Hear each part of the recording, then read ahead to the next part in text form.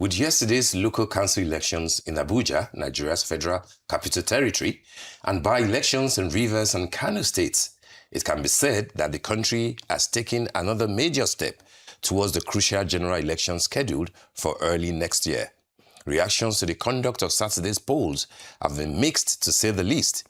Again, as expected, but questions keep popping up regarding the capacity and preparedness of the Independent National Electoral Commission to deliver that electoral mandate.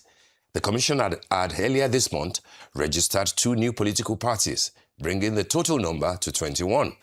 For a chat around this, we're now been joined by Dr. Chris Nwakobia, who's a lawyer and the convener Country First Movement. Good morning, Dr. Nwakobia. Good to have you join us on the morning show. Good morning. Good morning, Steve. It's my pleasure to be on. You're looking so good. Adesua, good morning. Good morning. Thank you very much, Chris. Let's talk the issues of the moment. And of course, we should start with yesterday's local government elections, particularly in Abuja. There were a few others to fill certain positions in the local government jurisdiction in Kano and in Rivers State. But of course, all eyes were on the Federal Capital Territory, given the importance, that Abuja holds as our FCT. My question to you will be, did you participate? I'm not sure if that's where you're registered to vote, but I know that it is your base in some ways. And if you did, how did it go? What's your assessment of what went down yesterday? It was work-free day on the eve of the election. And then on the election day, for the first time in recent years, for a local government election, there were no movements. What are your thoughts as to what happened, particularly given the background of the new law, the Electoral Act 2026, that was just signed into law by the president just a couple of days before the election? Your thoughts, Chris? Steve, good morning once again. I want to say that your information was a bit right, but I'm based here in Abuja. I shuttle between Lagos and Abuja. I registered here long ago. I vote in Abuja. In 2011, when I ran for the high office of president, I voted here in Abuja, in Wuse precisely. And so my voting constituency, if you like, is here in Abuja. And I was able to see quite a lot of what happened yesterday. And it borders the carapace of my mind to think that the red flags are monstrous, particularly concerning and towards 2027 elections. You said in your analysis about the elections, Dito, Kano, Rivers, and Abuja. You did talk about the apathy. There was monstrous apathy, and that's because Nigerians are largely losing faith in the electoral process. Nigerians are largely losing faith in the umpire, the INEC. Nigerians are beginning to make popular the cliché that he who votes is not necessarily what counts, but he who counts the votes. And I hope that Amupitan's INEC rises to the challenge. I hope that Amupitan's INEC puts a lie to this common phraseology, and I hope that we rise up to the urgency of now. But besides that opening remark, what is important is to clearly say, Steve, that in some polling centers where INEC has as much as about 600 registered voters, they didn't have up to 50 voters who came out to vote. In some places, they didn't have more than 10 voters who came out to vote. And again, that is because Nigerians are increasingly losing faith in the political process. Nigerians are beginning to doubt whether our democracy truly stands true to terms with what it should be, the government, according to Abraham Lincoln, the government of the people, by the people, and for the people. And as I speak to you, Steve, it does bother me. I I hope that between now and the next elections, we'll begin to build faith in the process. I hope that political parties will rise up to the urgency of now. I hope that politicians will rise up to begin to do certain things that will inspire faith in the democratic process. I hope that governance will take this as a point of challenge because particularly when you talk about the Federal Capital Territory, you did emphasize the importance of the Federal Capital Territory. This is the seat of government of Africa's most populous nation. This is the seat of government of Africa's biggest nation. This is the seat of government of Africa's largest democracy. But very unfortunately, you saw what your Arise resource person, Tia, posted yesterday regarding Asokoro. About 18 polling centers barely had people who came there to vote. And it is indeed worrisome. It is indeed troubling. And I truly do think that government must take responsibility. The civil society must take responsibility. The political class and indeed political parties must take responsibility. And we must all rise up to the urgency of now. Because congruent with whatever you call democracy is the freedom of participation. It's how people participate. It's the excitement, if you like, of those who are out there and the faith in the electoral process. If the electoral process is doubtful, if people have reason to doubt the sincerity of the process, the integrity of the process, then we're all in trouble. Thank you. As Mr. Steve said earlier, do you believe that possibly our voter register might be bloated? And maybe this is not just about apathy, but maybe our numbers are higher, are lower than what we think they are. No, at this way, I really don't think that is about bloated numbers. I think it's sizably and largely about the apathy. I tell you why I think that that's the case. Everywhere I drove through in Abuja yesterday, I found out that most people were either playing or perhaps at home. You see the streets. There was no movement, but there was indeed movement around the hoods, and people were largely uninterested. And it is indeed troubling. It is indeed worrisome. And then, you know why? Permit me a bit of peek into the past. After the 2023 elections, when the cliché became go to court, Nigerians began to largely lack faith in the electoral process. It was simply about our votes not seemingly counting and the courts going to tell us who actually won. And like I said, that popular phraseology, I think it was Stalin or so who made that quote, and then it became common over the years. It's about he who counts, ironically, in our democracy is largely about he who counts the votes, not necessarily about those who vote. And I think that we must change this cliché if we want to deepen the frontiers of democracy. We must deepen this cliché. We must make wrong this cliché if we must make our democracy work. We must interrogate the entire process. And that's why I said I pity Professor Amupitan. I pity INEC, because when we come to the issues about the new Electoral Act, I'll tell you why I largely pity him. Because very unfortunately, the National Assembly passed a rogue Electoral Act that permits roguery. They passed a law that gives INEC reason for failure. They passed a law that, very unfortunately, people are wont to addressing the issues simply only about real-time transmission of election results, and have left the fundamental issues about the lifespan of campaign period, which was shortened, about how many months it would take the government to release funds to INEC. If you reduce it from 1 year, 12 months to 6 months, then you're invariably saying to INEC, you can come before Nigerians and say, this was the reason we failed. So there's an ambush, a very strong ambush, albeit very surreptitiously, for failure. And that's why I worry largely about 2027. I get your point, Chris, and I was going to ask you, the voter apathy, if with what has happened in Abuja yesterday, and I can bet that it will be the same situation in Kano and in Rivers State, if not worse. What therefore can be done, particularly in the light of the reality of the new Electoral Act?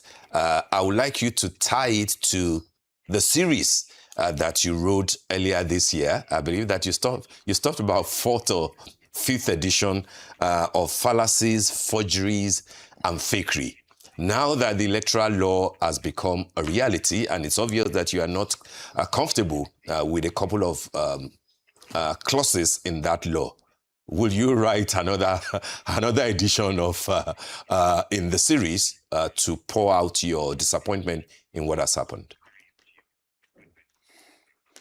Steve, apparently you're clairvoyant. Part 5 of the series is in the mill, because when you look at what is actually happening, when you look at the new Electoral Act and the speed with which, albeit Nicodemously, our president signed it into law, you worry, and then you ask yourself, what are they about? And I want to say very clearly and without fear of querulous critics that the APC and the chief strategist, those who believe and who are standing on the mandate of the president, have always told us that Mr. President is a master strategist. And clearly, in all that happened in the National Assembly due to the amendment of the Electoral Act and the new Electoral Act, you will actually understand that there is profound strategy, albeit in the breach, albeit very unpatriotic, albeit taking our electoral regime backward by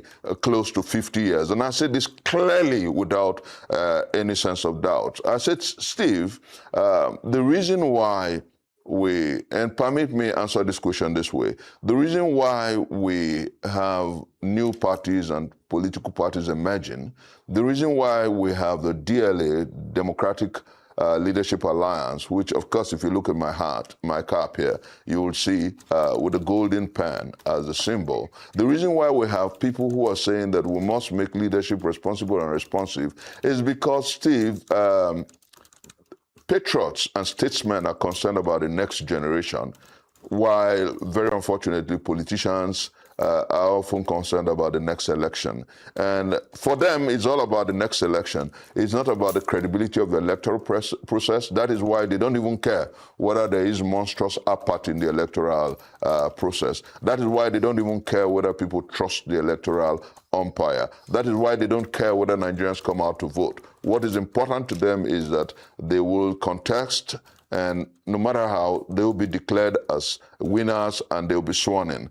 And that is a challenge that we all collectively have. And like you noted in your question, that is why there is large apathy. So what must we begin to do? Steve, I speak for the Democratic Leadership Alliance as one of the 2 new political parties. And Steve, what I'm saying here is commitment to nation, commitment to our democracy, and commitment to the masses of our country, and indeed the future. Why am I saying this, Steve? If we don't build a democracy that is responsible and responsive, if we don't build a democracy that believes in the due process, if we don't build a democracy that holds up to integrity, then we're all in trouble, because rogues, the worst of us, will continue to rule over the best of us, and that is a tragedy of sorts. So going forward, I know that the way to defeat the apathy in the political space is to begin to make first the electoral process one of integrity and huge credibility. And that is what the National Assembly and the presidency lost in the speed with which they signed to law an electoral act that does not represent and reflect the aspirations of the Nigerian people. Steve, permit me jump into these fundamental issues. The new Electoral Act refused the real-time or premium time transmission of election results. And I say this clearly, some people tilt towards the proviso. But you know why there is a proviso? The proviso is because they actually do not want to transmit elections real time. Because the lies that they have told you and I is not tenable. If you transmit via the beavers to the IRF, even if there's no network, Steve, like when I send you a WhatsApp message, it will deliver once there's network. So the argument about, oh, there might not be network, so it won't deliver, is surreptitious, delusional, wicked, impious, and impish. They are deliberately trying to frustrate the aspirations and the wishes of the Nigerian people. It is rogue. They are trying to rig the next election. And clearly what is playing out, are you aware that in the Abuja Municipal Council and several others, the elections that took place yesterday, that the IRF, quote unquote, has been jammed? Are you aware that they're saying the argument is that, oh, they cannot transmit to the IRF? That is their hubris. That is their way of wanting to rig, and they're practicalizing it with what is happening today in Abuja. Steve, I worry for our country, and I hope the media rises up to the urgency of now. I hope that the political class rises up to the urgency of now. I hope that statesmen begin to speak up, because if we do not, the 2027 general election stands rigged. All right. Before we let you go, I like the fact that you spoke about the Democratic Leadership Alliance, DLA. That's the cap you're wearing, you said. Is that correct, Chris? That's right. Okay, so that's correct. DLA actually is the only party that INEC sort of registered out of the 171. One of the two. Well, the second one, the NDC. One of the two. NDC, Chris, Nigeria Democratic Congress, was registered, due to a court order. But in terms of the ones that INEC verified out of the 171 requests that they received last year, DLA was the only one that INEC actually said, passed all the entire test, ticked all the boxes. NDC, the because product of diligence, the product. Which is diligence. Which is my question. The product of hard work. Which therefore is my product of diligence. Okay, yes. just hold on a minute. So that leads me to the question: what is it about DLE?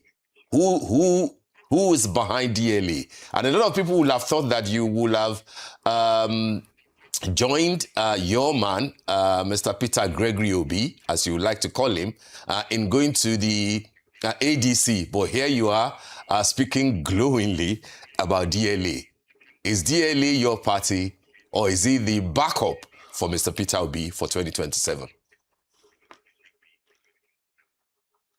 Steve, DLA is the People's Party.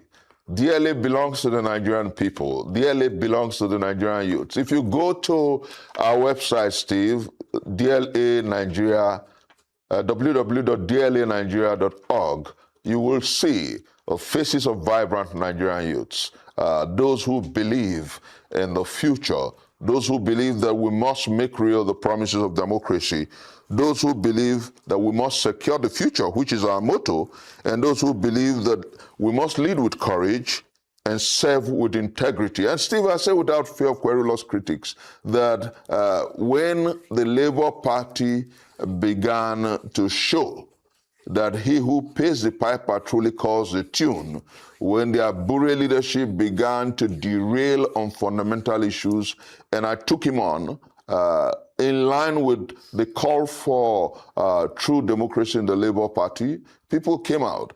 Initially, my friend and elder brother, Peter Gregory Obi, was uncomfortable with a few of the things, because I began the whole process for the call for the removal of Julius Abure as the Labour Party. But that's history now. When issues about parties and the evolution of parties became fundamentally strong, I said to my brothers and I, several young people, Barrister Sam, Meme, and several other people, we cannot continue to wait for individuals and political parties that will be largely manipulated and machinated. Let us go on a process of registering our own party, a party that truly belongs to the Nigerian people, a party that is truly ideological, a party that truly moves from bottom to the top, a party that truly goes through 774 local governments and across the 36 states of the Federation and the FCT. And we began a strenuous, arduous, taxing process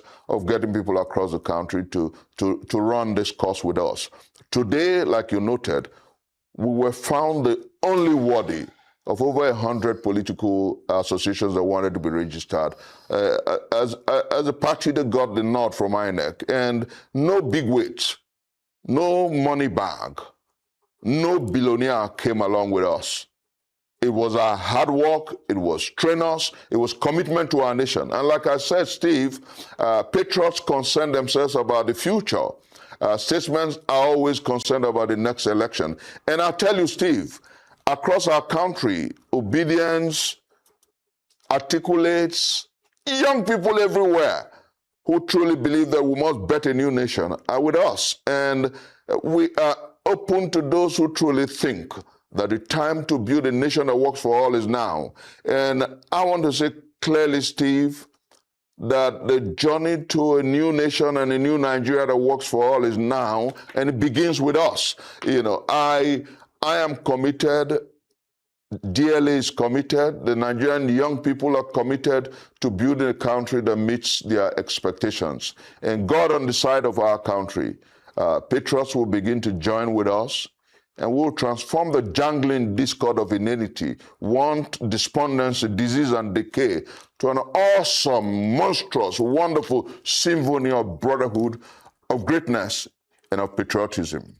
All right, Chris, very well said. But just to clarify before we let you go finally, DLA, all you did was to inform Mr. Obi that you will be proceeding with a new party. You didn't ask him to come along.